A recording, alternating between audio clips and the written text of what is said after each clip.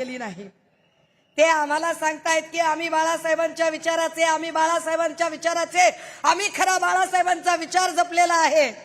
तुम्ही विचार करा, जर खरंच शिंदेंनी बाळासाहेबांचा विचार जपला असेल, शिंदेंच्या सोबतचा प्रत्येक माणूस जर बाळासाहेबांच्या विचारांचा असेल, तर साधे साधे दोन प्रश्न गणेश नाईकांनी असं म्हटलं की मी तुमचं टांगा पलटीन घोडं फरार करीन। विचार करा, हे टांगा पलटी घोडं फरार जर शब्द आपल्या नेत्याबद्दल आले असते तर आपण आतापर्यंत घरात घुसलो असतो।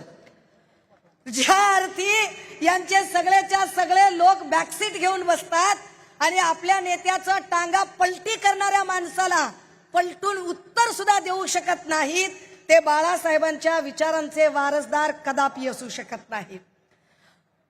मी जरा दुसरं उदाहरण सांगितलं पाहिजे की ते म्हणतात की नाही नाही आम्ही बाळासाहेबांच्या विचारांचे, तर एकमेव द्वितीय हिंदू हृदय सम्राट बाळासाहेब ठाकरे असं म्हणतात की कायम मुंबईवर शिवसेनेचा, मुंबई बीएमसीवर शिवसेनेचा भगवा फडकायला हवा। आता किती दुर्दैवी परिस्थिती आहे की भाजपचा महापौर होण्यासाठी अवघी शिंदे सेना कामाला लागलेली आहे।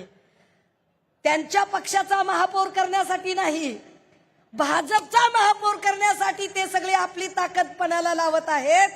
आणि किती स्वाभिमान गहाण टाकावा की जिथे तिथे जे होर्डिंग लागलेले आहेत, हे जर होर्डिंग नीट बघितले तर भाजपा महायुती इथे तरी त्यांनी बाण लावलाय, तिकडे मुंबईमध्ये तर जेवढे काही बॅनर लागले त्या बॅनरवर ना हिंदू हृदय सम्राट बाळासाहेब ठाकरेंचा फोटो, ना धर्मवीर आनंद दिघेंचा फोटो, ना एकनाथ शिंदेंचा फोटो, ना धनुष्यबाणाचं चिन्ह, काहीच नाही, फक्त भाजप महायुती।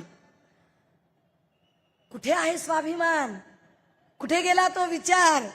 आणि ही सगळी माणसं आपल्याला शहाणपण सांगताहेत, दादा हो ठाण्यातल्या अनेक समस्या आहेत, या समस्यांवर बैजवार दोनही आमचे नेते बोलतीलच, मी त्याच्यात फार खोलात अजिबात जाणार नाही। पण मी एक नक्की सांगू शकते की संस्कार, शिस्त आणि संयम काय असतो तो 2 दिवसात पैशांचा पाऊस पडेल, कदाचित 10-10, 20-20, 25-25 हजार मताला खर्च केले जातील। पैसे कुठून येतात हे मी वेगळं सांगायची गरज नाही, त्याच्यावर विपुल प्रमाणात बोलणं झालेलं आहे। आणि नुसते पैसेच नाही तर दमदाटीची भाषा सुद्धा। कुणीतरी एक बाई होत्या आणि त्या बाईंची एक ऑडिओ क्लिप व्हायरल झाली, त्याच्यामध्ये त्या बाई अतिशय चांगल्या भाषेत संस्कृत श्लोक म्हणत होत्या, खूप चांगले चांगले श्लोक त्या उच्चारत होत्या। आता या बाईंचं नाव या मंचावरून घेऊन हा मंच बाटवण्याची माझी अजिबात इच्छा नाही, त्यामुळे ते नाव माहीत असलं तरी मला इथून अजिबात उच्चारावंसं वाटत नाही। ही माणसं ज्यांना ज्यांना आपण उभं केलं, ती माणसं हमारी बिल्ली हमी को अगर म्याऊ कर रही है तो बिल्ली को जरा बताना पडेगा की बिल्ली जरा रुक। आपल्याला या लोकांना जरा सांगावं लागेल।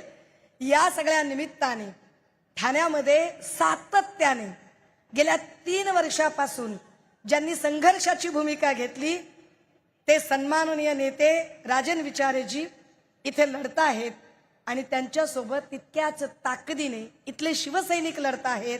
या सगळ्या शिवसैनिकांच्या सोबत आता अजून एक ताकद उभी राहते, ती महाराष्ट्र नवनिर्माण सेनेची। ही महाराष्ट्र नवनिर्माण सेनेची